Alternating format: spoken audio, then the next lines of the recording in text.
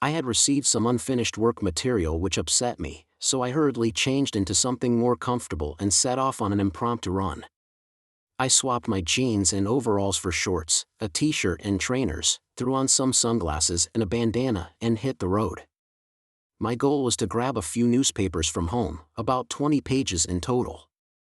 The path ended at a cliff leading to the back of my house, and it was safe to assume that the man standing in front of me was heading straight towards him. I quickened my pace, rounded the corner and saw a man standing at the back door of my patio. Without hesitation I walked to the door only to find it locked. I hastily pulled out my key and quickly unlocked the door.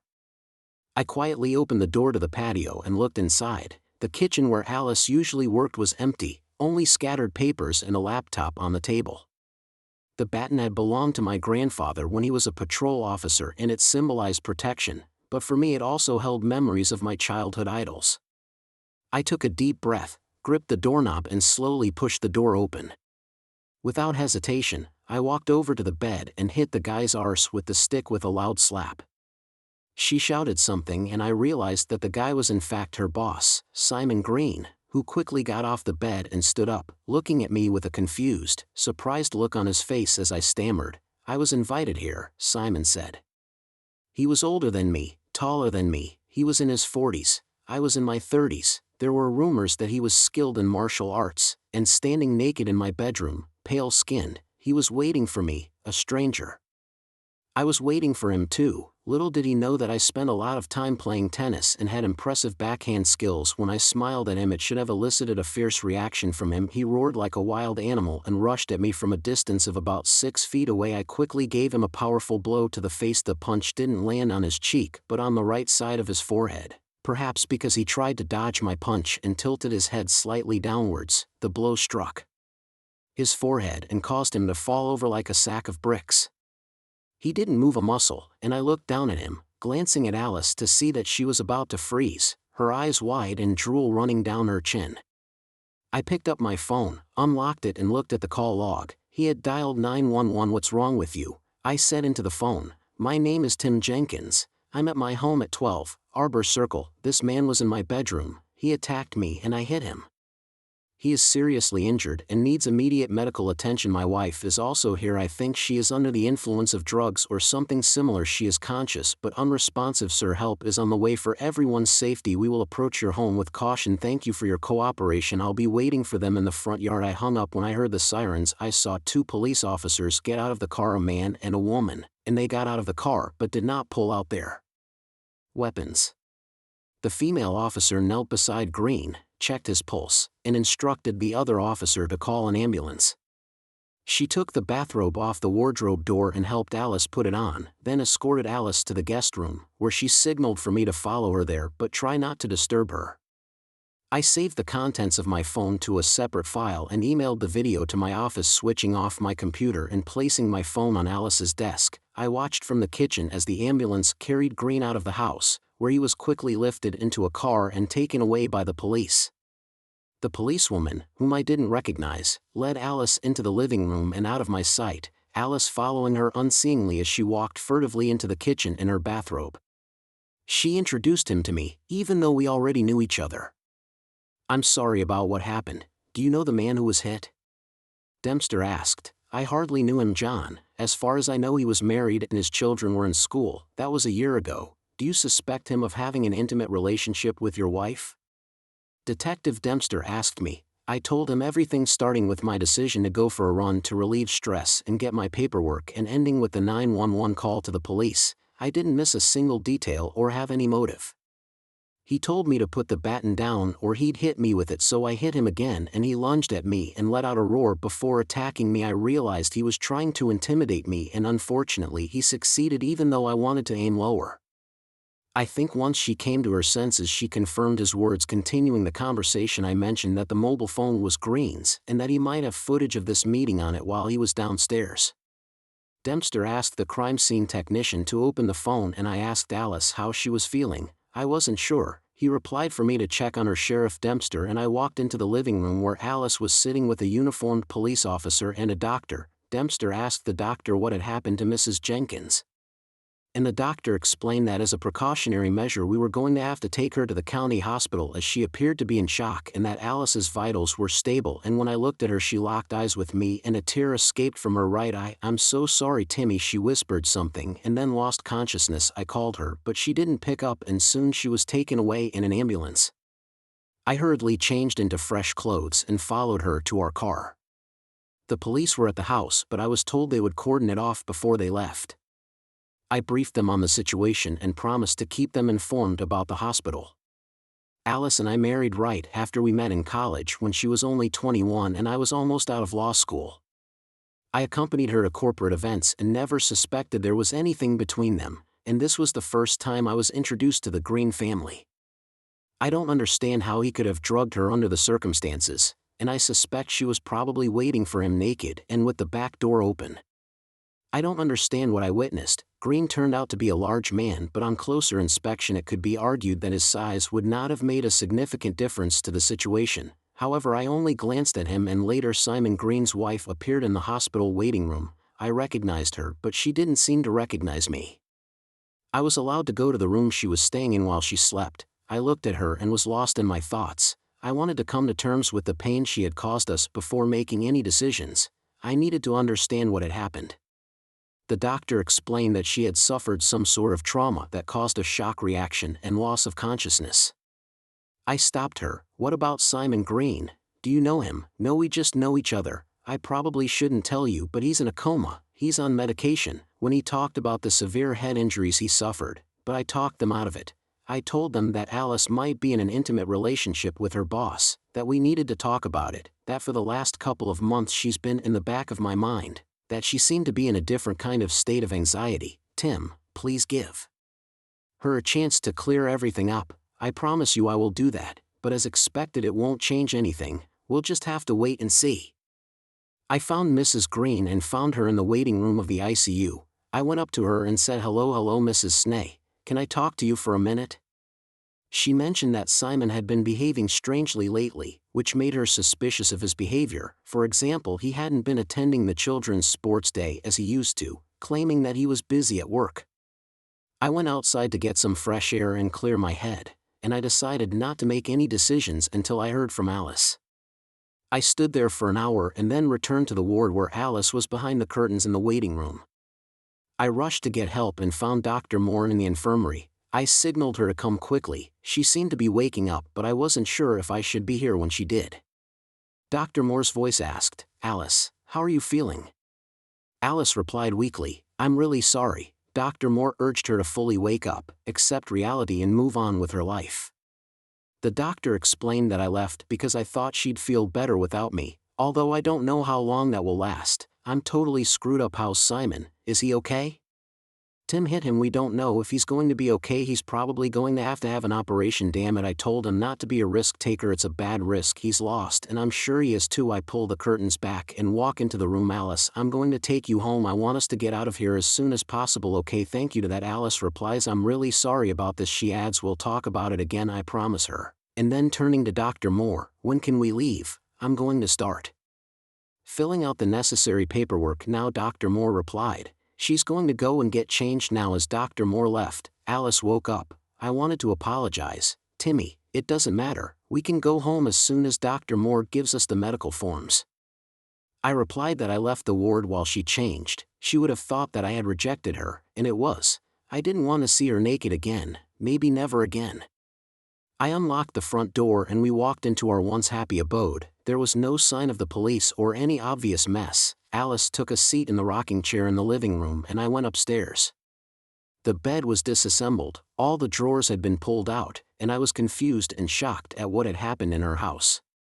In the bathroom, I wasn't particularly excited about talking to Alice. I called her parents and told them she had come home. They were thrilled but weren't sure if they were supposed to come. I didn't answer them. I gritted my teeth and went downstairs.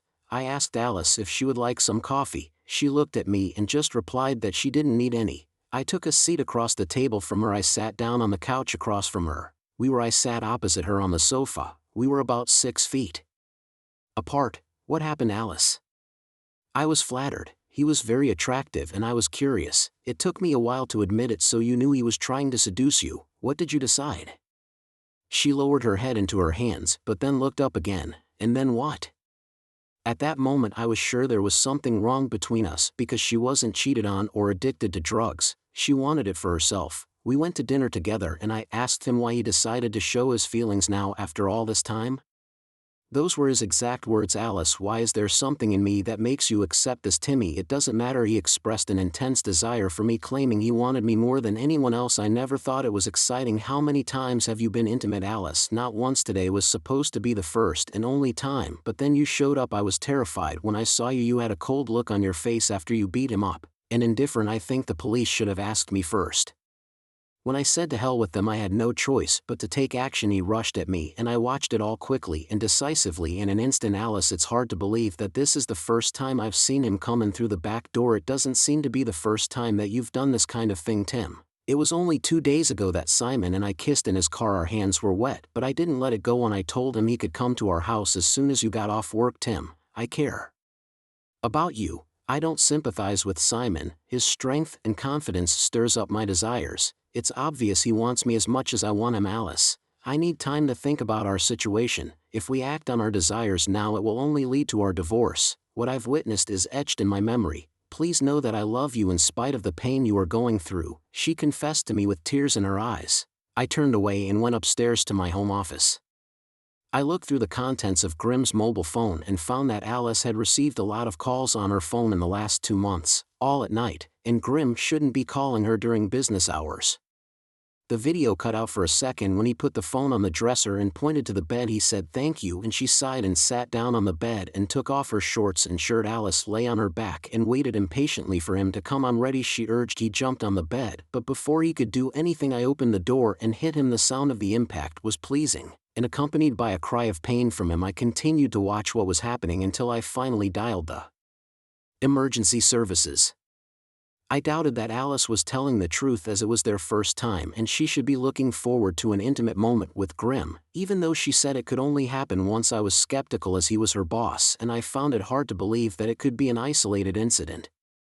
I no longer cared about Alice's feelings. I was no longer frustrated but overwhelmed with anger. I quit my job and ran out. The thought of divorce was playing on my mind. I researched the laws of our state and found that adultery was a valid ground for divorce, even though it was rarely mentioned. I wasn't sure if I wanted to end my marriage to Alice, but I was convinced that divorce was necessary. I carefully prepared an agreement in which I set out the terms of the separation, in which we would live apart, share finances, and take care of ourselves. I made 3 copies of the contract and left. When I got home, Alice was in the kitchen making dinner, just a small amount of spaghetti bolognese and salad, and she was barefoot in her tracksuit and no makeup. But if you want carrots and salad, she said, we have some sliced carrots I cut up in the fridge, ready to go. We sat down and ate in silence, each with our own glass of wine. She said, it's hard for me to realize how wrong I was. I realize I should have asked for help. Everything is fine, but I think it's best if we end our relationship. I'll find a place nearby to move into. You can stay here. I don't want to be in this house anymore. I think it's the right decision. Although I'm still not sure, I realize that I need to be alone to reflect. I draw up a divorce agreement and give it to Alice. Tears well up in her eyes as she reads it. She looks up at me and asks if we can delay the process of the divorce so that her mother can be there for her. I agree to wait for a while. Alice then states that she would like to seek advice and stresses the words of sincerity. She said that if the counselor needed you to be present, you might be able to attend. She said, maybe. Alice, you're important to me, but I'm confused and incredibly angry. I said, it doesn't look like things will ever be the same again, and I feel the same way. She replied, what you did changed everything. The person I thought you were isn't really the same person.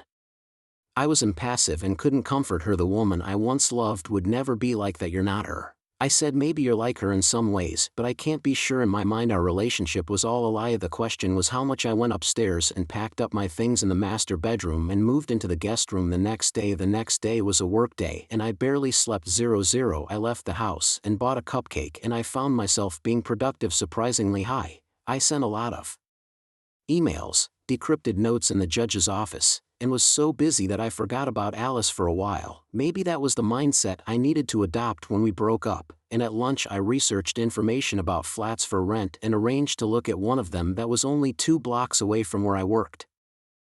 We rented a 3-bedroom. We'd lived there for 4 years, and the place had almost become our home, but now it wasn't for me anymore. I got off the treadmill and walked through the sliding back door, and just like the day before, Alice was cooking, with a fish stew on the cooker that smelled amazing, and she was a really good cook. She asked me if I had found somewhere to live. I replied that I would go and look at the house tomorrow and that we could sign the lease in the evening. I told her that I wasn't going to be home on Saturday and that it didn't have to be this way. She pleaded with me to promise that I wouldn't do it again. Alice pleaded that it wouldn't be. I replied to her firmly, and it was clear that promises often don't come true. She looked at me. Her expression was serious, and there were no tears in her eyes. She looked at me, her expression serious, no tears in her eyes. You're letting your resentment cloud your judgment. She said, what am I supposed to do? Am I supposed to ignore your betrayal? I didn't want to upset you. I just wanted you to know what I saw. Maybe one day you'll forgive me for interrupting you. I said. I ran away. I ran up the stairs. I packed everything up.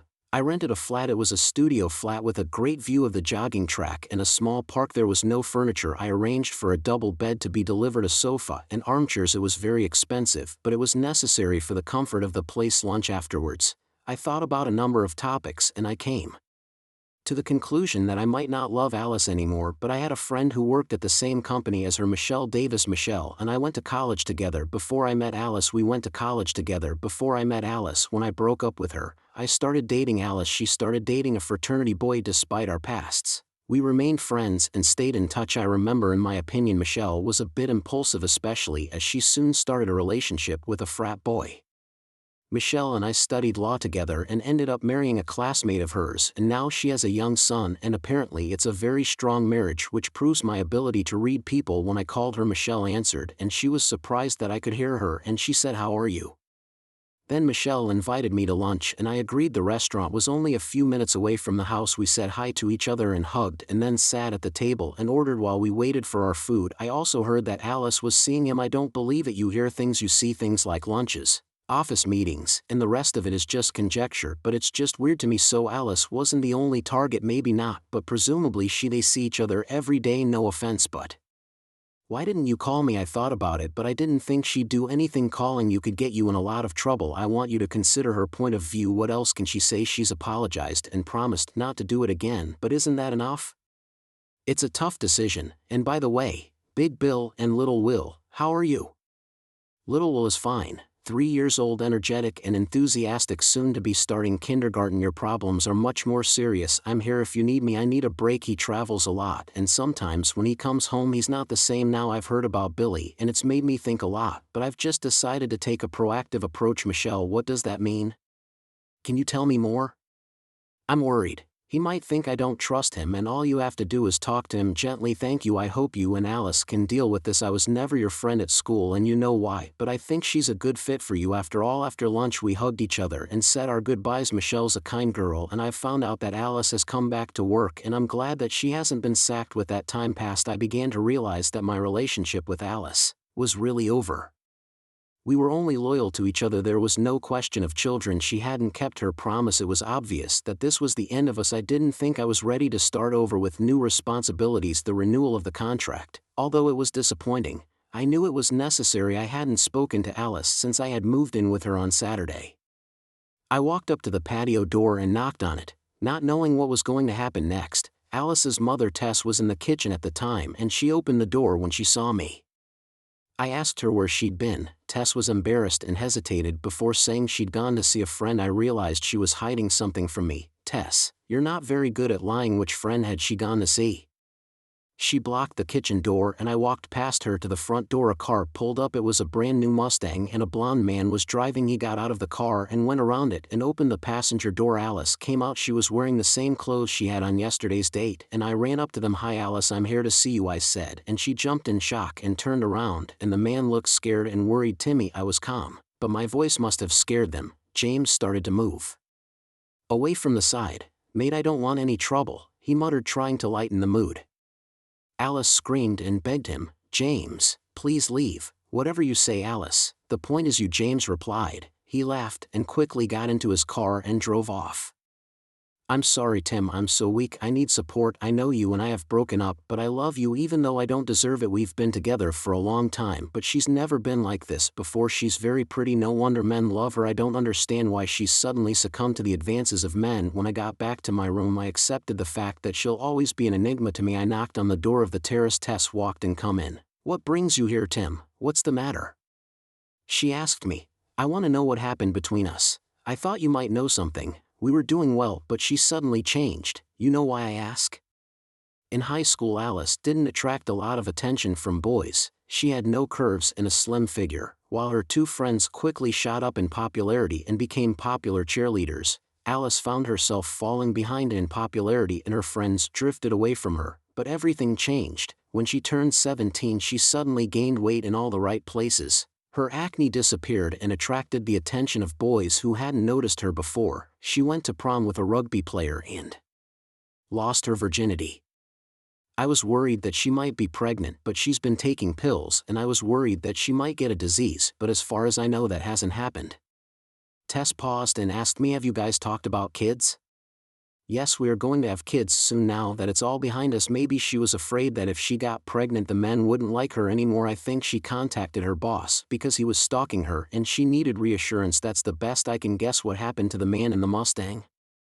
After the trial, Alice moved out of the flat we were renting. She moved to a new flat on the other side of town closer to her job and cut off all contact with me. It was time to file for divorce and I suddenly bumped into Alice in the hallway. Invited me to lunch. Tim, I had something to say. She said it was great. I answered her. We went to Red Lobster's. I ordered a dim sum and she ordered a soup. Tim, I've really ruined your life. I went to see a psychiatrist and she said I'm afraid of children, but I don't know, I think maybe I was born a fallen woman. I really want Simon to make love to me. I'm really sorry. I'll probably never understand Alice. He's not that much of a ladies' man. What's wrong with him?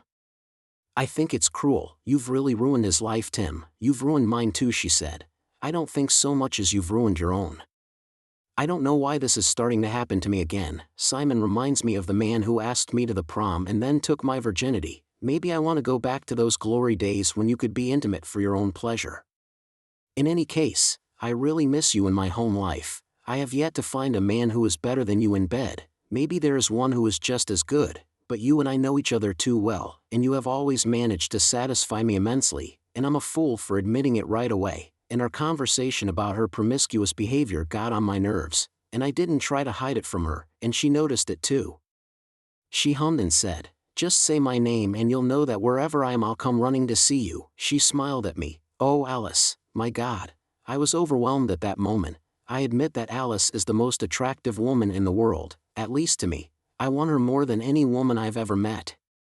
I was shocked. Alice and the waitress with Gwen's name on her badge both looked at my thighs at the same time. Alice blushed and Gwen was confused for a moment, then her smile widened and she exclaimed, I see, time for you two to get out. Her eyes fell on me. Come back later, big boy. I get off at 6. We entered the building and took the lift to the floor where her house was. As soon as the lift doors closed, Alice wasted no time in pinning me against the wall and running her hands over my body. This is going to be great, Tim. I'm going to pin you to the bed, she said impatiently. As the lift doors opened, two women greeted us on the other side. Alice and I walked past them without a word. One of the women waved hello to Alice, but she didn't respond. Once inside her flat, she quickly dragged me inside, causing me to trip over a nearby table. I carried her into the bedroom and laid her gently on the bed as if she were holding me. She whispered playfully and pushed me onto the bed. I declared my dominance and said that I was going to hold her tight, and we began a passionate coupling. Our union was brief but powerful, and we both reached orgasms that left us completely mesmerized. Maybe I should have realized how strange it would end up on the day of our divorce, but that would have to wait until Alice had finished, and she sat back in her chair, looking down at me, and it was the most incredible intimacy I'd ever had with her, and one of the best I'd ever experienced, and this time I decided to part with her, knowing that if I stayed we'd probably start a new life soon, which would have a detrimental effect on my health. It wasn't until late at night that we had a simple dinner together. I suggested we go back to Red Lobster, but she insisted on soup. We ate without bothering to get dressed. After eating the cake she had brought, she looked at me. Should we talk or make love? I didn't even think twice about it. I got up and took her hand and said, damn it, That's exactly what we'd been doing over and over again the whole night. The next morning we were making out again. She made breakfast, and as we ate, I realized it was time to talk about our situation, Alice, and I wanted us to move on. Now I see that getting married was a mistake. I believe I can keep my promise to be faithful to you and you alone, but now I see that it's not possible. I love making out with you. You're great. You'll probably always be the best mate for me, and I believe that we can continue this relationship until one of us decides to put an end to it. So now let's get on with it. Alice quickly puts on her nightgown and opens the door to the lady that we talked to earlier, Maisie, the lady we had spoken to in the lift. Despite her age, Maisie looked well-groomed, and Alice greeted her with a simple, "Maisie, I haven't seen you for a long time, so I wanted to make sure that you were okay," Alice said with a smile. Maisie nodded understandingly and waved her hand like a happy girl, advising Alice to get on with enjoying life. Alice thanked her and assured her that we would continue in the same spirit. She smiled to herself as she closed the door. Maybe I should have bought her coffee. She would have liked it with cream. I wouldn't have allowed that. My cholesterol was already too high. But as long as the physical relationship between us remains, I'm willing to continue until I meet a woman I want to settle down and start a family with. Even though we weren't married, I wasn't worried about her promiscuous behavior, and the thought of her feeling liberated turned me on. Her expression meant something. "Hello, do you remember me?" I asked her. "Of course I remember you. You were always good at pitching tents," she replied with a smile. "I remember you too." "Yes," I replied. We went up to the 4th floor and found Maxie's flat opposite Alice's. When we got to Maxie's door, Alice came out of her room. She smiled at Maxie and said, "You're my godson, Tim. I would never have thought of that when we got married." I really enjoyed my time with her, both in conversation and in bed, and she promised to keep in touch with me. The next morning I left satisfied. Her expression became confused, and it dawned on me that I remembered her name, Gwen, the waitress. "You're Gwen, aren't you?" I asked her. She nodded and blushed, remembering the time she served us at Red Lobster. "I can't believe I'd forgotten that," and she admitted that I hadn't been paying attention to the look on your faces. She explained that she was now modeling on the side and that Gwen was a beautiful blonde, slim, with stunning blue eyes and a beautiful ass. I explained and she smiled at me. "Maybe you should ask me out. I don't work today. I like what you have to say. Can we have dinner at my place tonight? I'll cook. I'm looking forward to it." 30 p.m. I made him fried chicken and rice, and we chatted. I was financially stable, worked in a law firm, had a successful career, lived independently, had my own flat and a nice car. Alice Macy and I dated regularly, and I had had an affair with a woman from the courthouse. But Gwen wasn't in a hurry, and as we spent more time together, I began to develop genuine feelings for her. Her beauty and intelligence captivated me, and I believe she reciprocated my love, and on our 3rd date, we finally shared an intimate moment. At that moment, I felt such a deep bond with her that I decided to end my relationships with other women and focus solely on Gwen. A few weeks later, after a night of intense lovemaking, Gwen and I lay together, but our relationship wasn't always filled with tender moments. At times we both longed for rougher intimacy, and as we lay together I finally confessed my feelings to her, admitting that I was in love. "My love for you is deep, but I can't help but worry that you won't be faithful to me," she confessed. "If I promise to be with you alone, will you always doubt my fidelity?" 2 weeks later I asked her to marry me, and 3 months later we tied the knot. Although her parents lived in Chicago, we decided to have our wedding elsewhere. Her wedding was not lavish, and among the guests were Alice and Maisie. Moving into my flat, everything went smoothly, and my wife and I soon decided to start a family. 3 years later we had 2 children, Thomas and Eileen, and I became a partner in the firm and bought the nearest suburb. They moved into the house next door to Gwen and I. And the 4 of us met often in the neighborhood. Soon our children started attending the same play school. Gwen and Alice developed a friendship, but Larry was wary of me. He should have suspected my intentions towards Alice, and he had good reason to be. Alice and I still had a lot of chemistry between us. Gwen knew this, but she trusted me. Over time she even began to trust Alice, and she was very happy to see me, and she was very happy to see me again. She even began to trust Alice and stopped seeking a closer relationship with me, but we found common ground in our shared love of baseball. We played together in the Veteran League of Men's Baseball where we both excelled. We even had season tickets to MLB games and often watched games together as fans. I want to make it clear that I will never be intimate with Alice. She's married, I'm married, and that will never happen again. I think this issue bothers you, Tim, and I appreciate your forthrightness in this matter. Tim, it seems to me that I just see the two of you every now and then, like in the ballroom last month, and it looks like you've had some incredibly intimate moments, and frankly, it depresses me, and I've often wondered who she's fantasizing about when we're being intimate about me, or about you, or about some famous actor, and do you ever think about her when you're with Gwen? But the spark of love was lost after the divorce. She's always been very good with relationships just like me and some of the others. I've had a good intimate relationship with Gwen. Alice is no better than Gwen and the others are probably no worse than Gwen, which makes it so much easier to talk to the four of us. Of course I lied about it. I've been intimate with all the women I've ever been with and I can't say that I've had the same experience as I have had with Alice since the divorce.